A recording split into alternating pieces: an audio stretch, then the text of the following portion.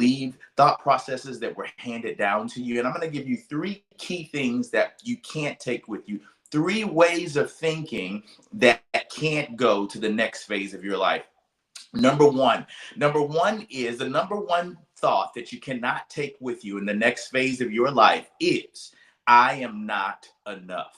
You have to stop believing that. Here's what we know. There has not been anything designed to measure the heart and the will of a human being. You do not know what God has in store or stored up in you until you test it out.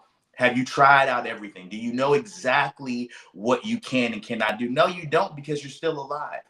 And what's possible still hasn't even happened yet. So still, what you need to know is that you are enough and that God has something special in you and that you are here for a special reason. But guess what? You just have to take a little time and figure out, what's my purpose? What's my mission?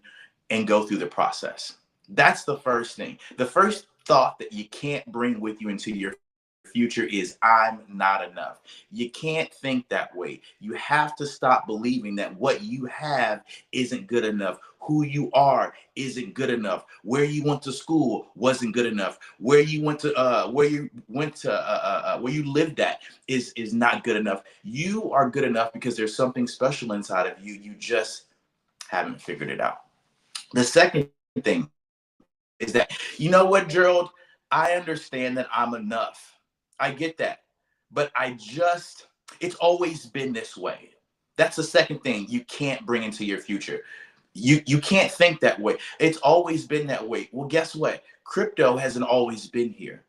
AI hasn't always been here. There's lots of things that have not been here before. So when you say, well, it's always been that way, well, guess what? Things can always change. Things are always changing. So when you say it's always been that way, no, you've always seen it that way. You've only experienced that way. Guess what? That's like saying that everything you've experienced is bad. No, everything that you come across has been bad. That doesn't mean every experience in life is bad. Just because something's always been a certain way doesn't mean it's always going to be that way. And the sooner you realize that possibility is possible, the sooner you realize the audacity of hope, the sooner you realize that things can change just like that, is the moment your life changes forever. You know what? Because you start to believe in a possibility. You start to believe in a future greater than yourself. So stop saying that it'll always be like that. No, it won't. Things have always changed. We went from horse and buggy to now cars and EV, electric vehicles. So don't tell me things will have always been this way. Well, guess what? They won't. Things will change.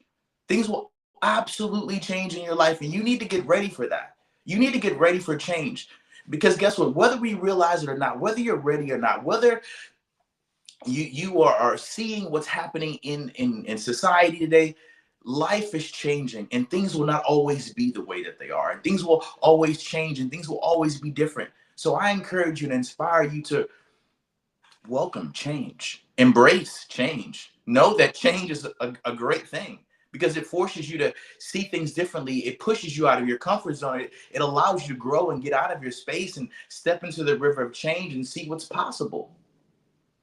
But you can't do that if you're stuck in the mindset of, well, Gerald, things have always been that way, Gerald. So, you know, I'm just not buying that. Things can change, and so can you. The last thing that you cannot, the last thought that you cannot take into the future with you, the last process of thinking, this is the third one, is that I need their approval. Gerald, my family doesn't approve of me stepping into this new job, this new venture. My husband doesn't approve. My mother doesn't approve. My father doesn't approve. My friends don't approve. Listen, this is your life journey. It's not theirs, and you don't need anyone else's approval that God has called you to live. You don't need their approval. You know whose approval you need? You need God. You need yourself. You need your own confidence, your own assurance, because no one was sent to live this life but you. This is your journey. This is your choices. And I encourage you to live boldly, live courageously. As a matter of fact, I encourage you to live out your highest dreams. I encourage you to take your dreams and bring them down to reality and focus in and say, you know what?